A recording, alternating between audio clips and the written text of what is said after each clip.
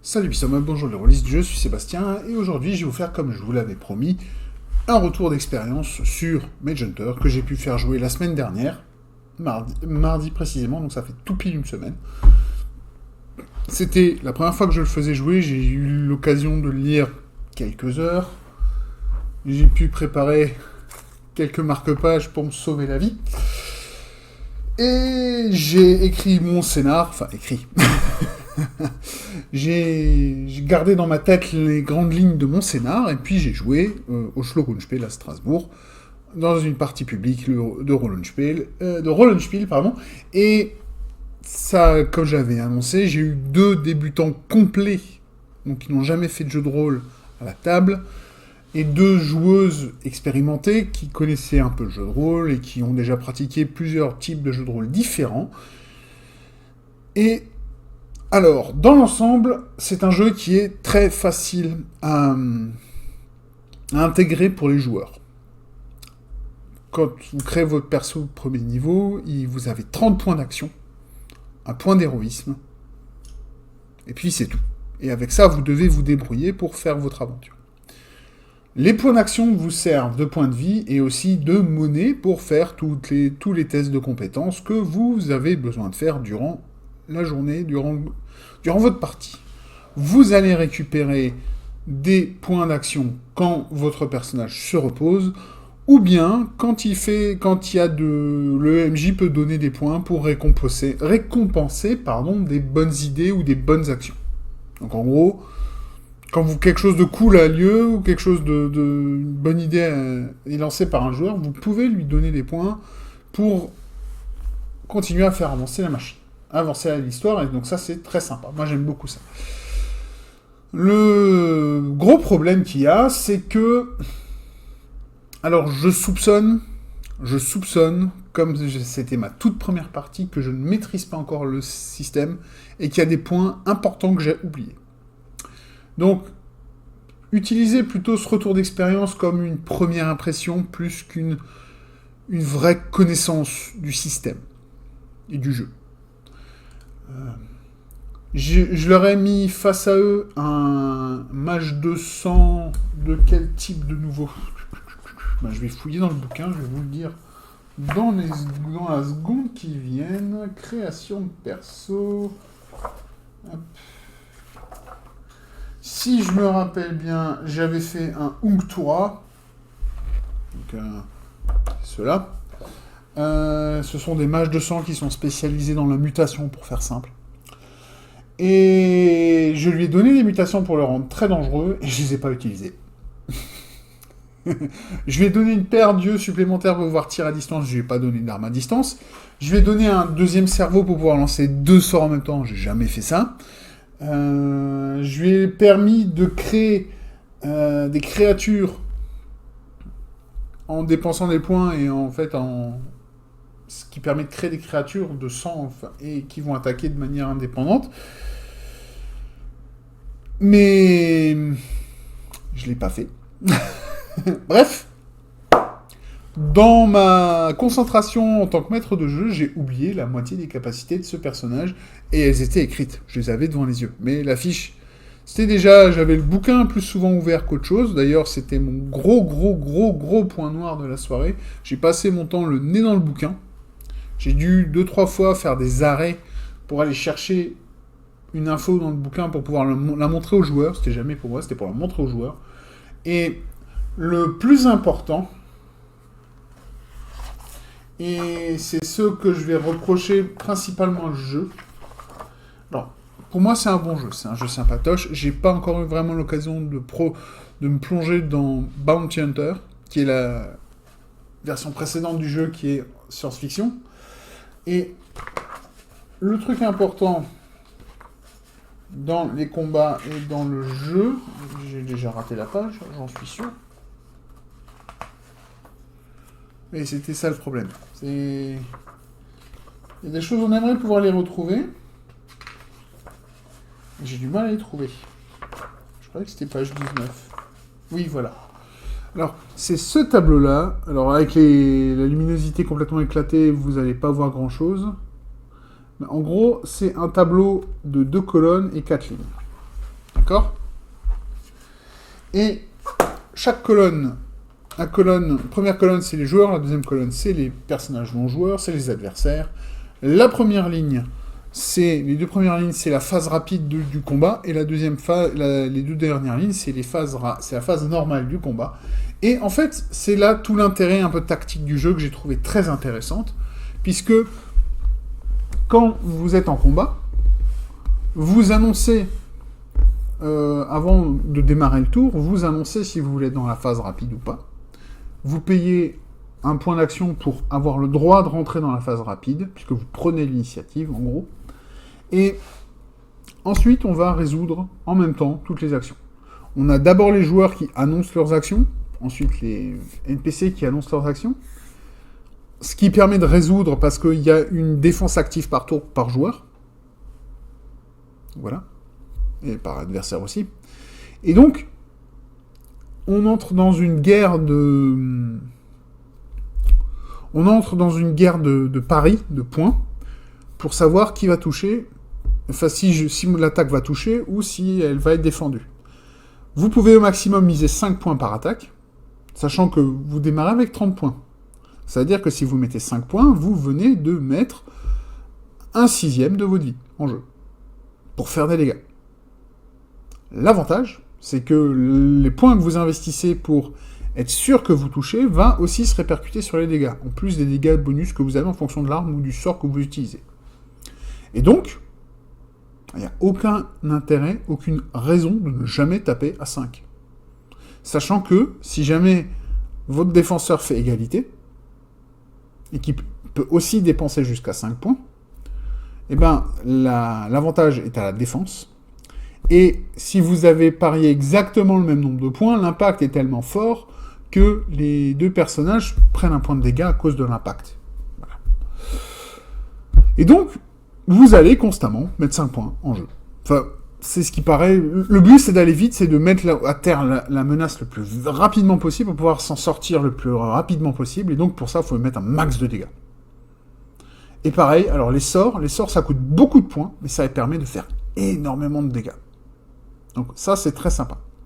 Et donc, la magie est très, très, très dangereuse et très létale dans ce jeu. Et ça, j'apprécie beaucoup. Mais le souci, c'est que ma mage de sang, quand elle était face à 4 joueurs, ils l'ont éclatée. Elle était complètement éclatée au sol. Alors, comme dit, ils l'ont éclatée parce que j'étais suffisamment con pour avoir oublié les capacités spéciales de cet ennemi. Son objectif à elle, c'était de se barrer pour aller dans son repère pour pouvoir se téléporter en utilisant l'orbe de téléportation, enfin la porte de téléportation vers la bibliothèque, l'objet dont je vous avais parlé il y a quelques jours, j'ai eu l'idée comme ça dans une vidéo. J'ai repris le truc. Alors là, ils ont réussi à pas la tuer, mais à la mettre KO, et donc à l'arrêter, avec à arrêter aussi une partie de ses acolytes, et quand ils sont arrivés dans le repère, ils ont découvert tout ce qu'il fallait pour créer l'artefact qui permettrait de se téléporter.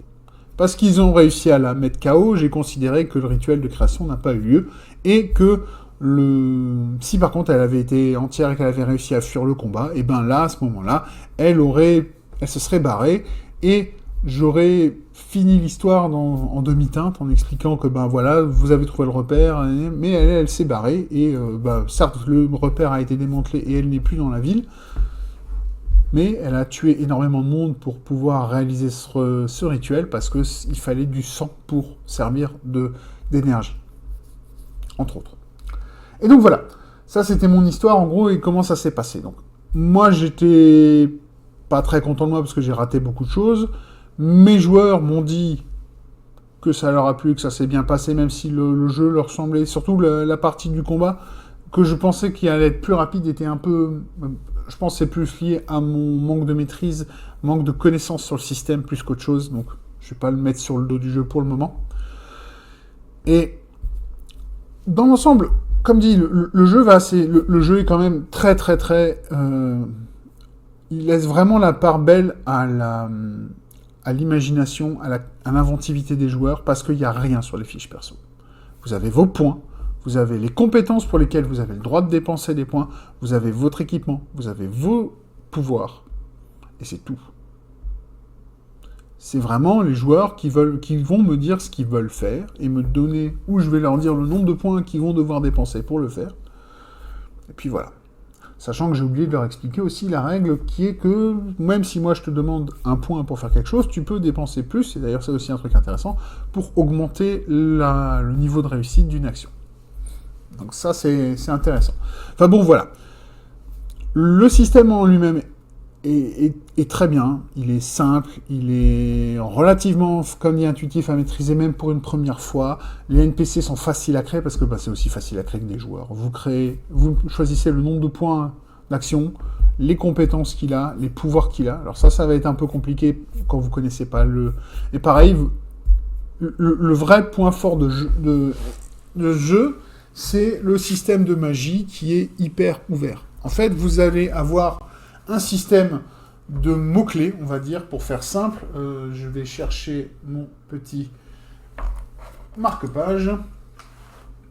En fait, quand vous créez un sort, il faut... Déjà, quand on veut lancer un sort, je devrais plutôt dire, il faut 4 étapes. La première, c'est préparer le sort, et pour ça, il faut simplement avoir une compétence, qui s'appelle Arcane Lore. Ensuite, vous allez devoir définir 3 points, 3 éléments pour lancer le sort. La cible, ou les cibles, la portée, la durée.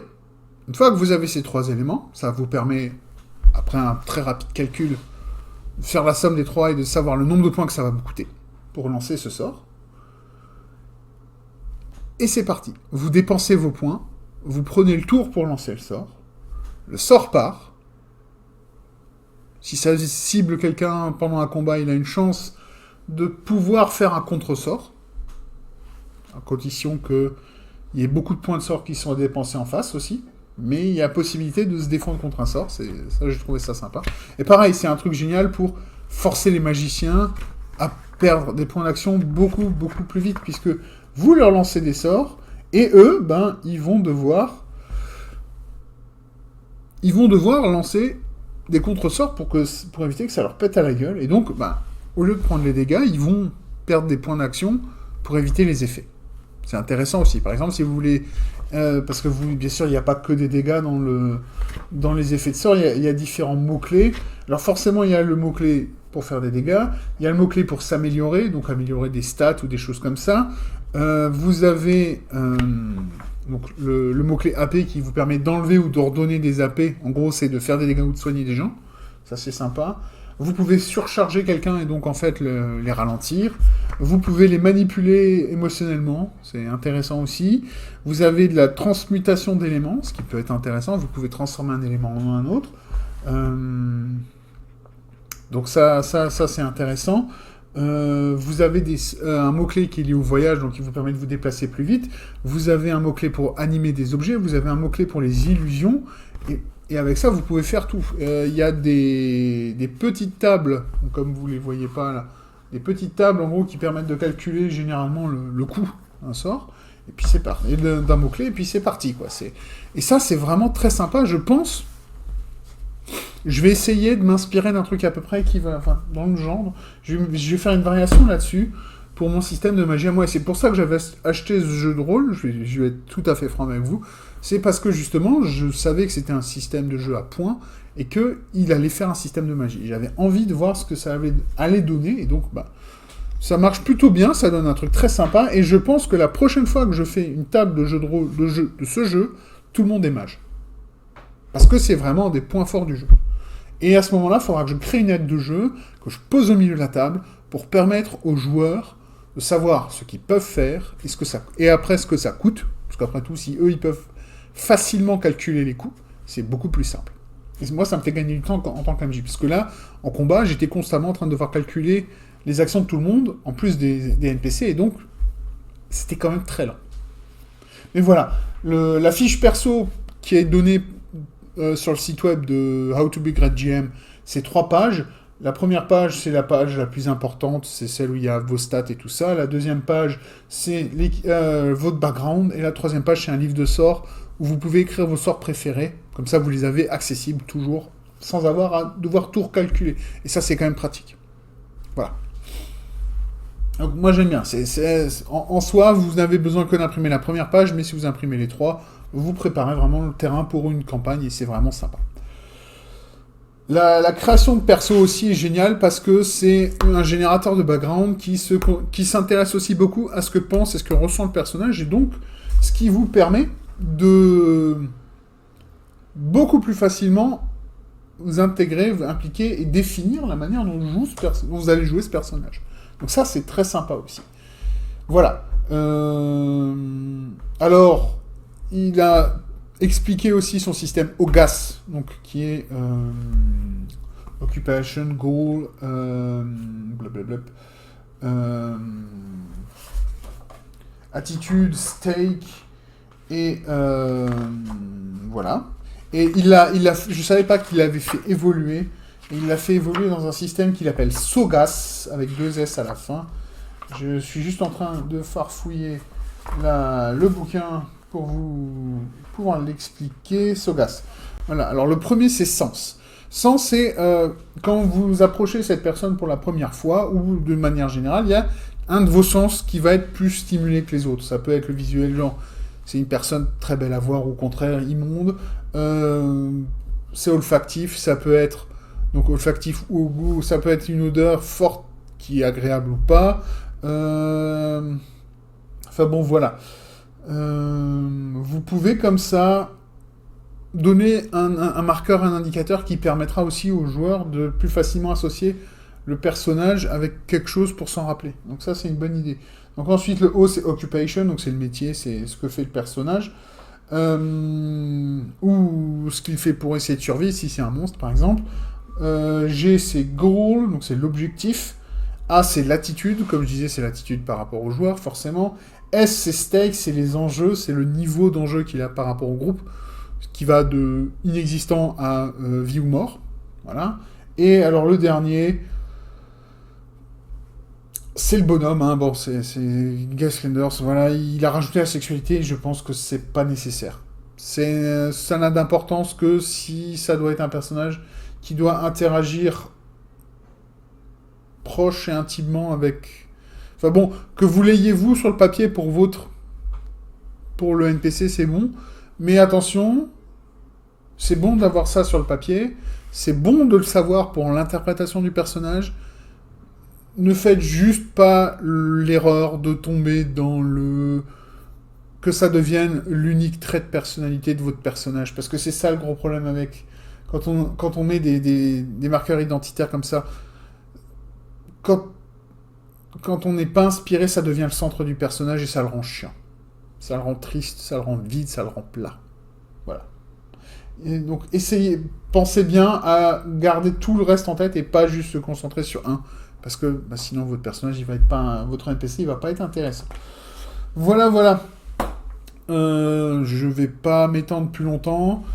Si ça vous intéresse, si vous voulez vous le procurer, vous pouvez vous le procurer en copie papier ou en PDF sur le site de Gus Lenders, donc How to Be Great GM. Je suppose peut-être aussi sur Drive ou RPG, tous ces trucs-là.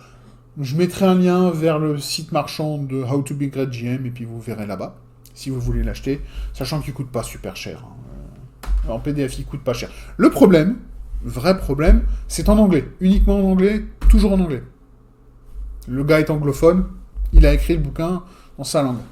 Donc voilà. Vous n'aurez pas de version française pour ce jeu, et si vous voulez une version française, il va falloir que vous vous démerdiez ou démarrer un effort collectif pour que ça se fasse. Voilà. Mais dans l'ensemble, c'est un bon jeu. Je suis pas très content de ma performance de MJ, mais je suis curieux d'essayer de pousser un peu ce jeu, voir ce que ça va donner. Malheureusement, dans les prochains temps, il va être mis de côté parce que dans la semaine ou les semaines qui viennent, je vais recevoir Chroniques oubliées Fantasy V2, puisque tous ceux qui ont participé au financement participatif sont en train de recevoir les colis qui contiennent le jeu. Moi, j'avais commandé la totale, je vais la recevoir. J'ai aussi appris, justement, petite quart d'heure nouvelle, que il va y avoir un deuxième financement participatif de COF V2 pour étendre la gamme, pour ajouter une campagne, pour ajouter un bestiaire, et pour ajouter 2-3 autres trucs que j'ai plus en mémoire. Enfin bon, voilà. Ce sera sur le site participatif habituel de BBE, donc sur leur site marchand, puis après sur Game on Tabletop, je crois que ça s'appelle quelque chose comme ça. Enfin bon, voilà. Dans l'ensemble, tant mieux, moi je suis content, mais ça veut probablement dire qu'il va falloir mettre un... Enfin, j'espère qu'il n'y a plus besoin de poser 200 balles sur la table comme le première vague de financement si on veut tout, parce que ça fait cher au bout d'un moment quand même. Hein. Donc voilà, je vais m'arrêter là. Je vous remercie de votre attention, et comme d'habitude, je vous souhaite de trouver ce qui vous rend heureux. Et en attendant ma prochaine vidéo, qui sera donc vendredi matin pour vous, jeudi soir pour moi, pour la prochaine question de RPG a Week. Et en attendant ça, je vous dis à tous, à la prochaine fois, ou plutôt comme on dit chez moi, bis nächste Mal.